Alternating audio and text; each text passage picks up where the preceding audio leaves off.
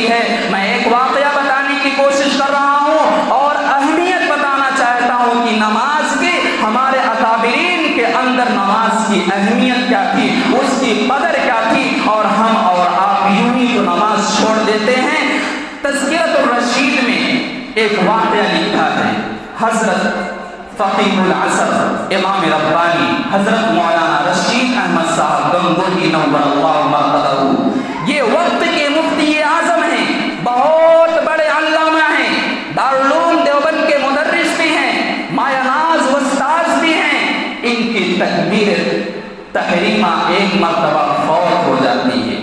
1 سال کے بعد نہیں فوت ہوئی، 2 سال کے بعد نہیں، 3 سال کے بعد نہیں، تقریباً 22 سال کے بعد ایک مرتبہ تکبیر اولا فوت ہوئی، اور وہ بھی کیسے؟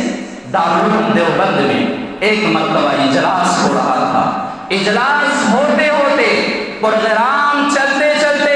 عصر کا وقت آ گیا، اور حضرت مولانا یعقوب صاحب رحمت اللہ علیہ نماز کے لیے مصلی پر کھڑے ہو گئے، اور تکبیر اولا ہو چکی تھی۔ اس کے بعد حضرت مولانا رشید احمد صاحب گنگوہی نور اللہ مرقدہ پہنچے اور نماز میں شریک ہوئے، نماز مکمل ہوئی۔ اس کے بعد کیا ماجرا ہوتا ہے کہ ان کے مریدین، ان کے محبین، ان سے تعلق رکھنے والے دیکھتے کیا ہیں کہ حضرت والا کے آنکھوں سے آنسو زار و قطار گر رہے ہیں۔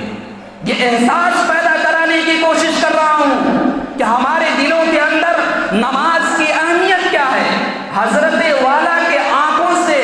آنسو زار و قطار گر رہے ہیں۔ کسی نے پوچھا کہ حضرت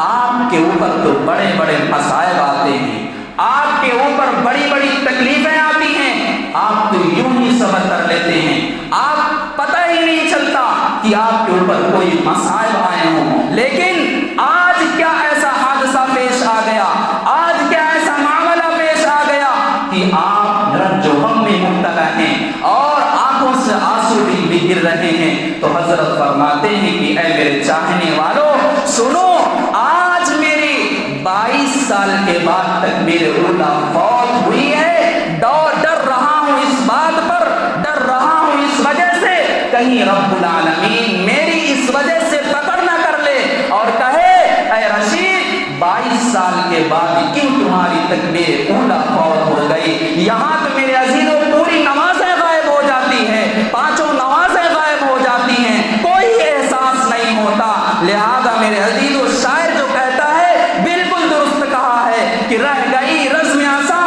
روح بلالی نہ رہی، فلسفہ رہ گیا تلقین غزالی نہ رہی، مسجد مردیاں خواہیں کہ نمازی نہ رہیں، یعنی وہ صاحب اوصاف حجازی نہ رہے۔ تو لہٰذا میرے عزیزوں ان اکابرین کی زندگی کو پڑھ کر اور سن کر اپنی زندگی بدلنے کی کوشش کرو، یا ایسا نہ ہو کہ ہم دوسروں کے پیچھے لگ کر، دوسروں کے عیب جوئی میں لگ کر ہم اپنی زندگی برباد کر دیں۔ میرے عزیزوں کوئی کام آنے والا میرے مصطفیٰ سے پیار ہو گیا۔